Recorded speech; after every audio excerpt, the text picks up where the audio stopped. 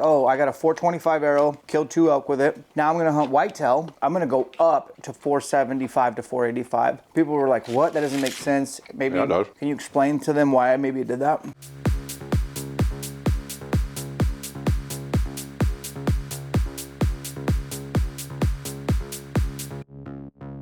Bison burgers. Didn't somebody tell you, comment on a video that you shot that you shouldn't talk on behind the camera? That wasn't very nice. Well, a lot of them aren't very nice. I got another light over there I can pop on. Any good YouTube comments lately that you were like, oh, I like that one? Like, God, I had one that was, actually it was just on the video that came up Monday of going over the band. I talked about my elk that I didn't kill, that somebody else shot, and mentioned that I had 26 inches of penetration and the arrow broadhead was directly above the heart, and at the angle I shot him at, there was nothing vital to hit. Mm-hmm. And there was a comment that said, you know, if your arrow was 100 grains heavier, you probably would have killed that elk. You're an idiot. Like, did you not? So 26 inches of penetration ain't enough? Mm-mm. Like, really? Give me a break. Like, that was ridiculous. But people are dumb. Like, they hear a little part of what you said and run with it. No different than you get the heavy arrow argument. You get one little part of it, and then that's all you think about. Right. You're ignoring all the other steps of this that are really relevant and that are gonna change. Like, this is all gonna change a lot. Like, 10 years from now, you're not gonna find people shooting 800 grain arrows. You don't think so? No. There's enough out there and enough proof of it going that way farther and farther and farther that it will stop. Yeah, you're gonna have some people who like physics that are gonna argue with you, man. Well, I don't disagree with that, but those same people at one point were probably using 1,000 grains and they're gonna use 800 grains. And the people that were using 800 grains are gonna use 600 grains. And the people that are using 600 grains are gonna use 450. Because there's logic to it. It's a progression, no different than our conversations over the years. You've progressively gotten lighter every year because you've seen the proof in the pudding, you've seen the evidence, you've seen the examples of it, and it's no different than other people in that same position as time goes on. Yeah, I've basically dropped about 20 to 25 grains total arrow weight on elk every year because I'm willing to go a little more and then go hunt, kill a couple bulls. Make sure. Be like, well, that worked pretty good. So next year, who knows what next year? What if I'm at like 400? That's pushing it. And it's a reality. I mean, if you test it and prove it and see it, then it's relevant, right? Yeah. And it's as long as you're not sacrificing spine or tune. Spine or tune and the type of broadhead you use has everything to do with penetration. It does. It's not physical arrow weight. We're talking small percentages. Okay, it's not impossible and it's not, drastic. It's small. So if you go 200 grains at a whack, you're gaining like 5 to 10% more penetration for 200 grains. 200 grains is a lot. After your next bite, will you explain to my audience why in my brain, I was like, oh, I got a 425 arrow, killed 2 elk with it. Now I'm gonna hunt whitetail. I'm gonna go up to 475 to 485. People were like, what? That doesn't make sense. Maybe, yeah, it does. Can you explain to them why I maybe did that?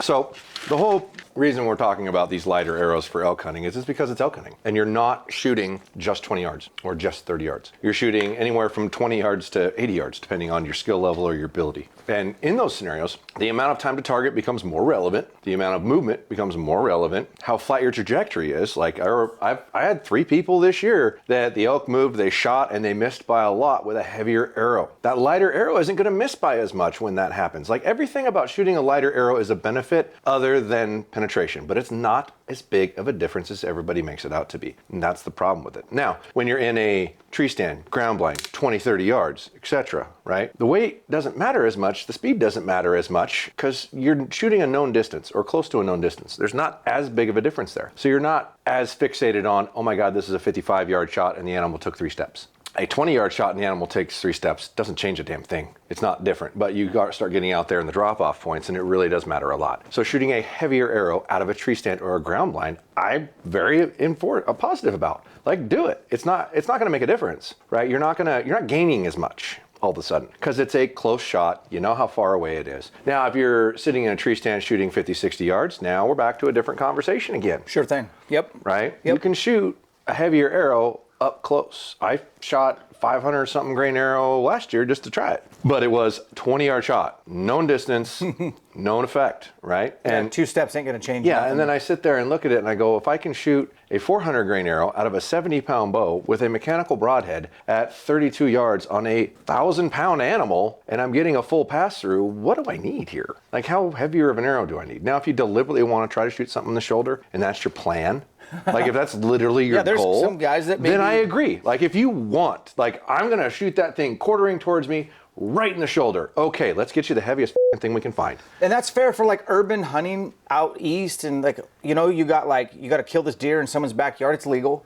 Yeah. Man, put it through the shoulder. Go heavy. I get it. Like there's, I it's agree. always, like, there's always exceptions. for Get sure. yourself a big, and I wouldn't go wide, I would go smaller. I'd use like an iron will, solid, beefiest thing you can get, titanium hardware. Yeah. Not necessarily a super heavy GPI arrow, but heavier. Yeah. The most solid combination you can come up with in durability, and put as much weight in the front as possible, so when it does hit, because even if you end up with, like, let's say you go a 12 GPI arrow versus a 10 GPI arrow, same spine. Yeah. Right? Your 12 GPI arrow, you can't put as much weight in the front to end up with the same projectile. Yeah. The more weight you put in the front, the less it'll deviate when it hits something hard. Aha, that's important. Right? So if your mass is equally spread out throughout the arrow and it hits something hard, there's more mass back here when it wants to turn left because of the way it hit to help pull it that way. Did you ever see Tim Connor's footage of when he shot a deer with like some two blade, and I don't know what the hell his setup was, but it was like pretty tight quartering two, and then it exited out a hip or something. That video's on my channel. That's the only reason I still get people getting comments and mad about that video. Yeah.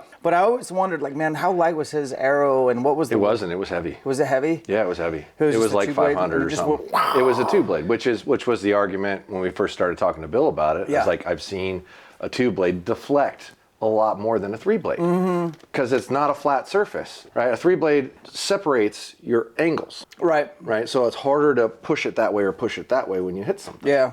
Whereas a two blade, if it hits the angle just right, and this is not every time, but it's sometimes. Sometimes. You hit the angle just right and hit a hard object, it'll deflect easier. And we kind of went back and forth about that, but he did kind of acknowledge, yeah, I guess if everything is just right, yes, it's more likely to happen. Fair.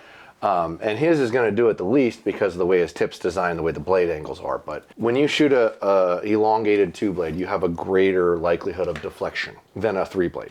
So that's really why I like a three blade, and the whole pattern lining up after you shoot through it. And I can show you a good visual on that if you want to see it. We're gonna get you at the very end of the video. Josh is gonna keep it simple, stupid, and just give you some best practices so that when you're considering building your arrow for 2024, that you're not confused and you know some things, some take homes.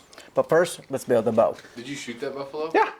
Yeah, 400 grain arrow, three blade mechanical broadhead, 45 yards, complete full pass through. Wow. But I need a heavy arrow though. That is a reel or a short on our YouTube That channel, is. and is the It is. most viewed short. Yeah. Josh is definitely like, hey man, there's people out there that rub you the wrong way. I know I rub some of you the wrong way, and I'm sorry that I'm not sorry. Josh is gonna rub some of you guys the wrong way, and I guarantee he's sorry that he's not sorry. But you gotta just know that, hey, Sorry that I'm not sorry.